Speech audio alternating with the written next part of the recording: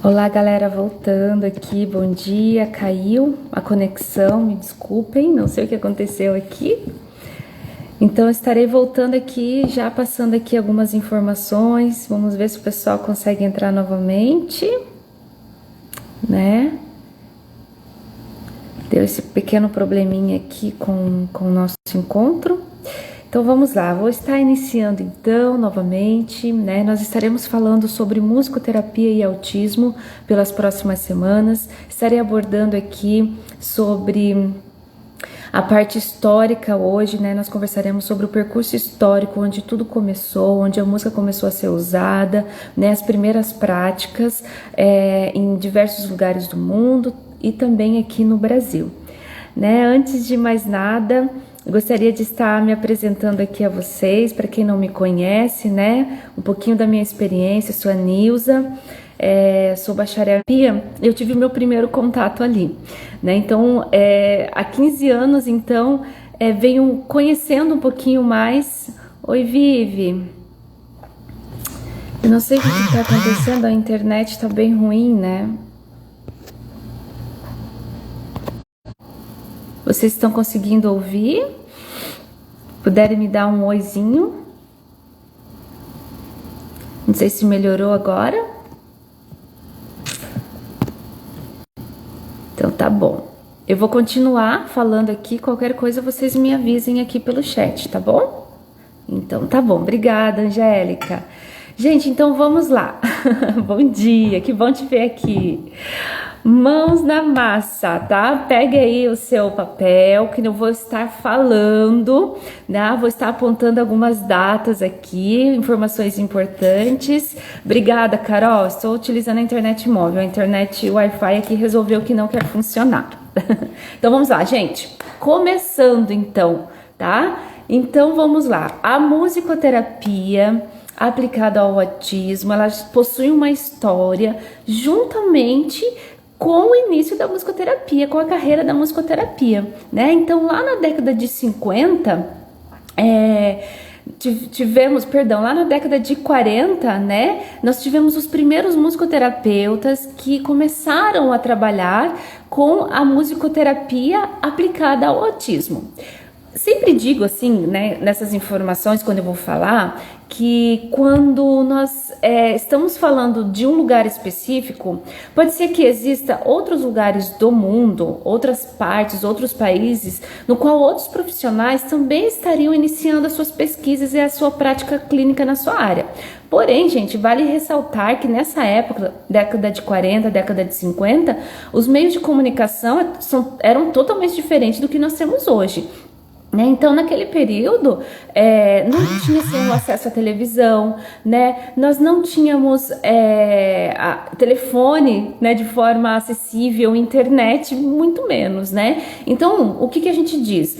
Que conforme a literatura diz, dentro desse percurso histórico, pode ser que existam sim outros profissionais, outros musicoterapeutas em outras regiões da Europa, por exemplo, que já estavam trabalhando na área do autismo, né? Então já tinha tido essa pesquisa. Então veja, né? Mesmo na década de 40, onde se teve o primeiro diagnóstico do autismo, né? Nós já tivemos então os primeiros musicoterapeutas trabalhando nessa área.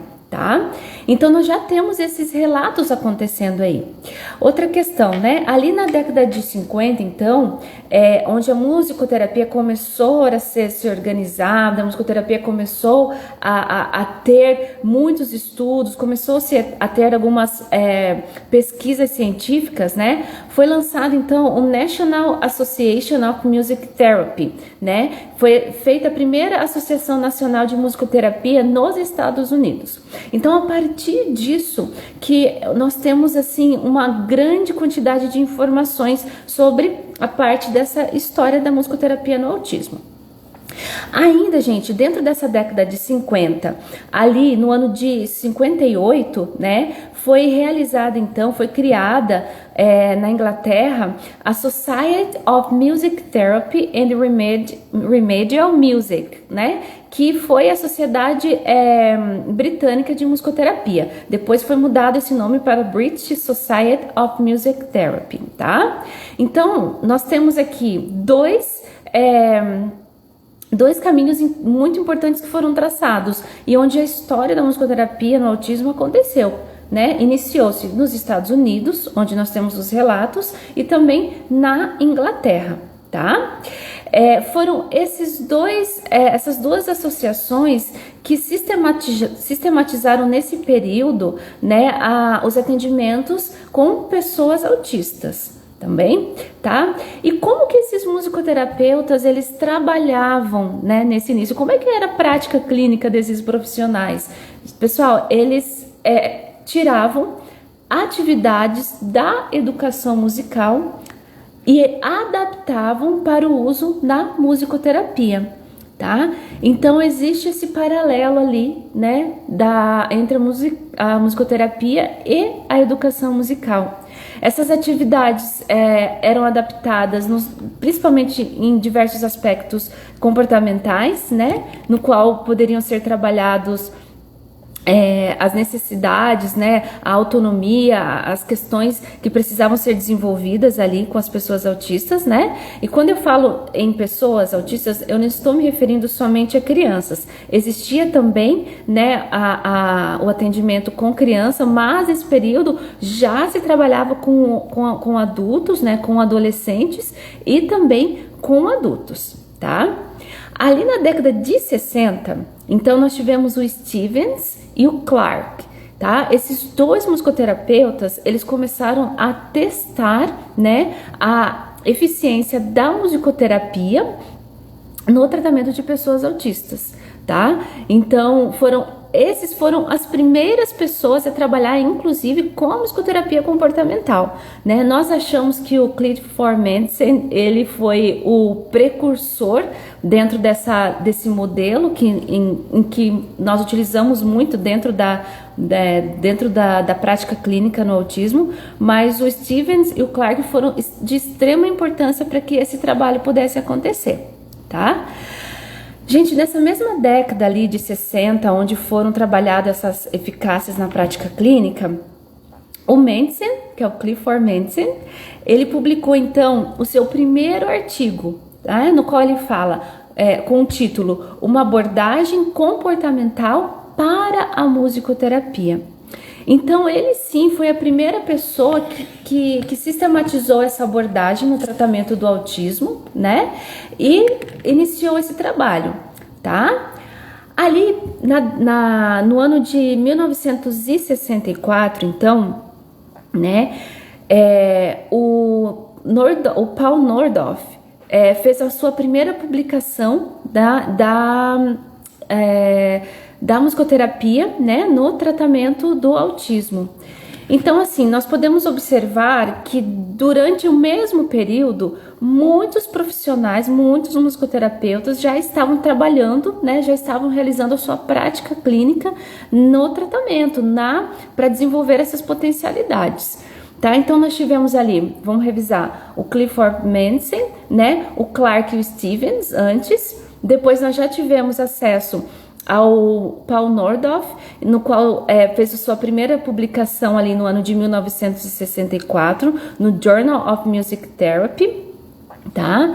Então nessa publicação nós já temos essas referências, e aí nesse mesmo período, né, lá na Inglaterra nós tivemos a Juliette Alvin, no qual também estava realizando as suas pesquisas, né, na sua prática clínica, da musicoterapia e autismo. Nesse período, então, nós podemos analisar que nós tivemos duas abordagens diferentes, duas formas de trabalhar dentro da prática, tá? Uma delas é a musicoterapia comportamental, e a outra delas, a musicoterapia improvisacional, criativa, né, no qual se tornou depois o modelo Nordhoff-Robbins, tá? Então, a improvisação, ela sempre fez parte também dentro da prática no qual era realizada, né, as intervenções no autismo, tá?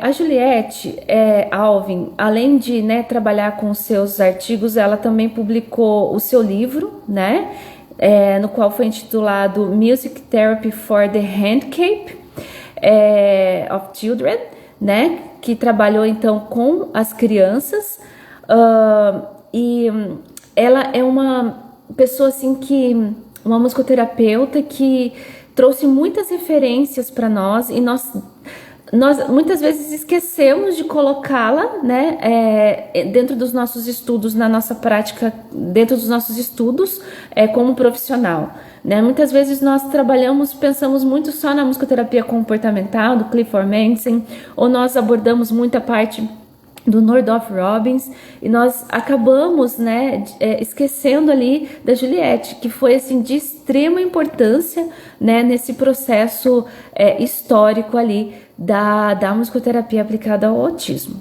tá? Então, gente, após esse período, né, todo, nós podemos ver ali que já se passaram em torno de 25 anos, né? Nós tivemos ali, então, no ano de 1985, a criação da Federação Mundial de Musicoterapia, no qual, então, conseguiram se reunir, né, muitos pesquisadores, muitos profissionais, muitos professores, né, que começaram a publicar os seus artigos, e esses artigos são de suma importância para que nós possamos comprovar as práticas de evidência, né? Então, com o surgimento da Federação Mundial de Musicoterapia, a união desses profissionais ela se tornou mais efetiva, né? E aí a construção da musicoterapia no autismo ela começou a ser um pouco mais consolidada, ela começou a estar mais sólida e de mais fácil acesso a todos os profissionais, tá? Ainda, gente, com a formação da Federação Mundial de Musicoterapia em 1985, nos Estados Unidos estava se discutindo também a Lei 94, né, -142, no qual fala das pessoas com deficiência e também traz como que é se trabalhado, né, a educação, como que é feita a formação dessa criança que apresenta a deficiência dentro das escolas, né, e dentro do processo de formação integral ali dessa criança como ser humano. E a partir dessa lei, né, que ela foi regulamentada ali em 1990, a musicoterapia ela começou a ser estudada também como uma prática eficaz, né, no tratamento da pessoa autista também na escola. Então, a musicoterapia, desde então, ela começou a estar mais presente ali também, né, nos atendimentos e dentro do processo educacional da criança autista nas escolas, tá?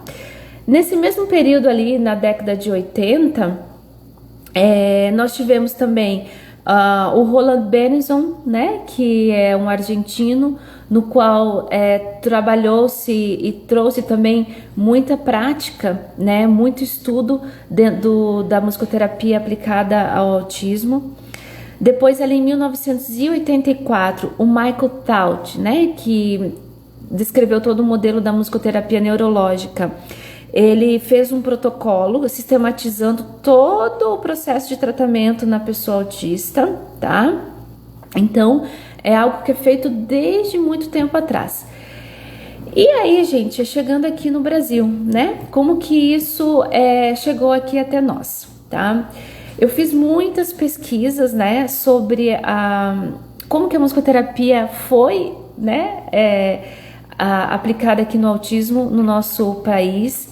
E eu encontrei, confesso, muitas dificuldades em conseguir entender onde que tudo começou, né? E procurando artigos e conversando com alguns musicoterapeutas, eu encontrei o caderno da Lia Regiane Barcelos, no qual ela descreve sobre sua abordagem, né? Sobre a sua técnica de musicoterapia, que é a musicoterapia... que é a experiência provocativa, a técnica provocativa, e nisso eu encontrei, né, que nos primeiros estágios que ela realizou, que a Barcelos realizou ali na década de 70, ela já iniciou o seu trabalho na musicoterapia, né, aplicando no autismo. Ela começou, ela trabalhava não, né, ela realizava os seus estágios ali.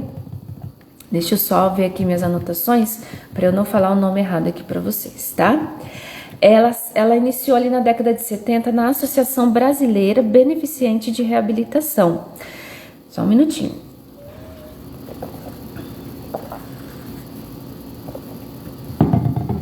Tomar uma água, né, para hidratar, né? Não adianta ficar falando e não hidratar a voz, né? Daqui a pouco já inicio os atendimentos aqui e o bicho pega, né, pessoal? Então, voltando, né? A Barcelos iniciou os seus atendimentos em 70 ali, né? E ela utilizava as técnicas descritas por Bruxa, né? Então, quais são as 4 técnicas ali descritas por Bruxa? A improvisação, a composição, a recriação e a técnica receptiva. Dentro da sua prática, a Barcelos começou a entender que ela precisava conhecer um pouquinho mais de como desenvolver e provocar no sentido de instigar, né, a pessoa, né, a criança a dar uma resposta, né? E por isso ela desenvolveu então essa técnica provocativa, né? Tendo como base, bom dia Cássia, tendo como base então a orientação da Gestalt, tá? Eu vou entrar dentro dessa técnica da Barcelos num outro momento, numa outra live. Bom dia Cleiton, que bom ver vocês aqui. Mas agora eu não vou falar sobre isso porque é algo um pouquinho mais profundo, né? Quero me aprofundar um pouquinho mais com vocês sobre isso.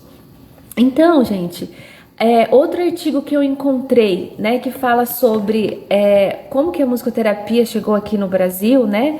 Na verdade, eu entendi que a Barcelos foi uma das pioneiras, né? E se nós formos pegar o percurso histórico ali, desde a década de 60, né, no qual a Juliette Alvin já estava realizando suas intervenções, no qual Clifford Manson estava trabalhando também nas suas intervenções, né, com a musicoterapia comportamental, o Paul Nordhoff dentro da música criativa, o Roland Benison. Nós temos aqui a nossa querida Barcelos também dentro dessa área. Eu não consegui encontrar ainda nenhuma informação de outro profissional que estava atuando antes aqui no Brasil.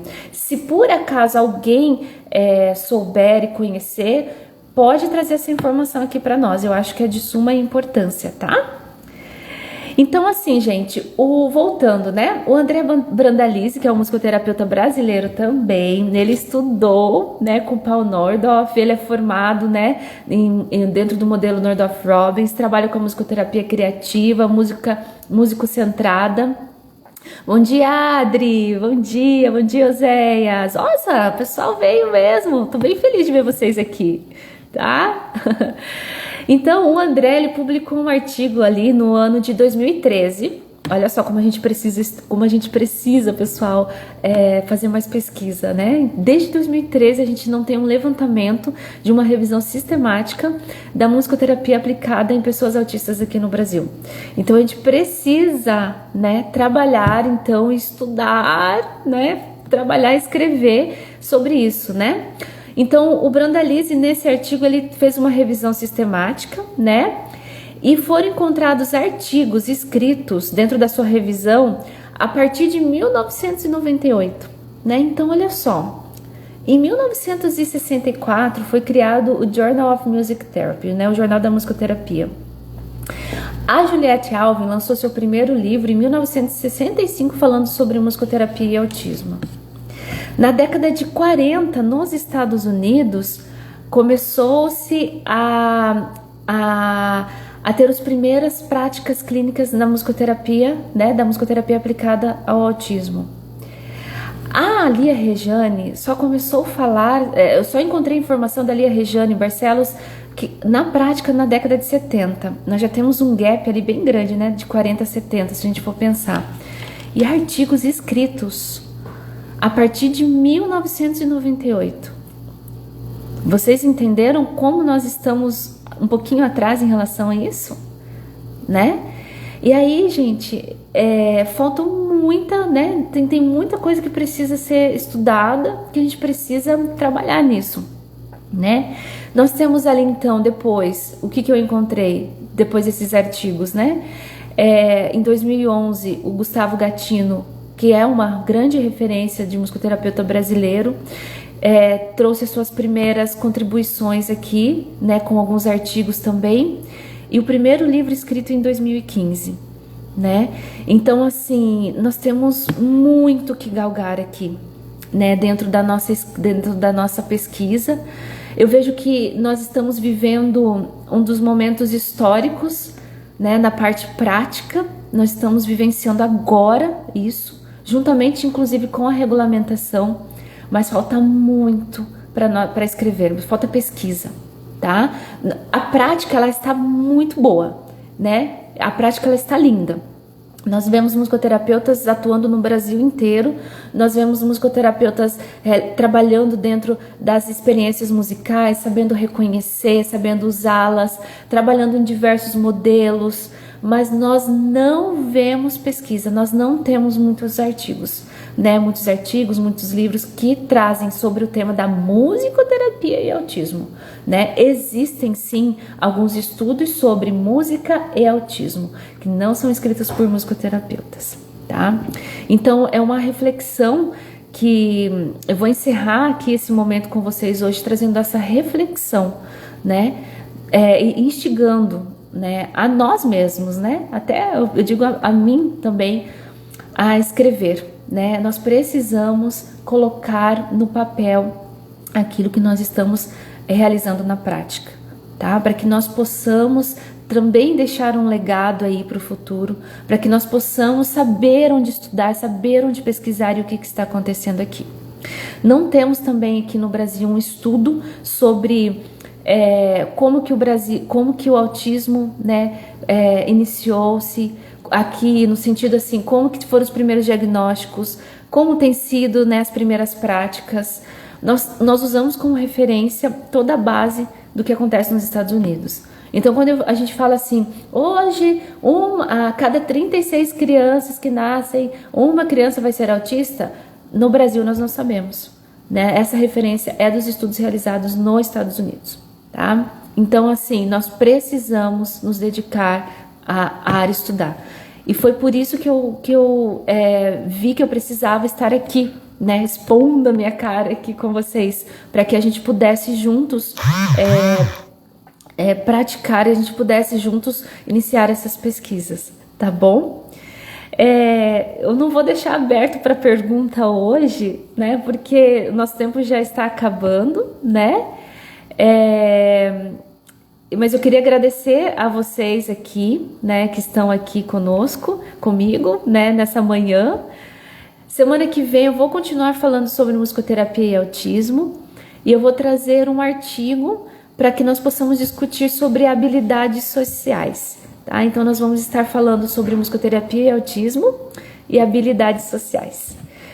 Ai, gente, é isso. Agradeço muito vocês, obrigada, tá? Obrigada mesmo, sim, pela paciência e pela vontade de se dedicar aqui, né? Que legal, Angélica, é isso aí, né?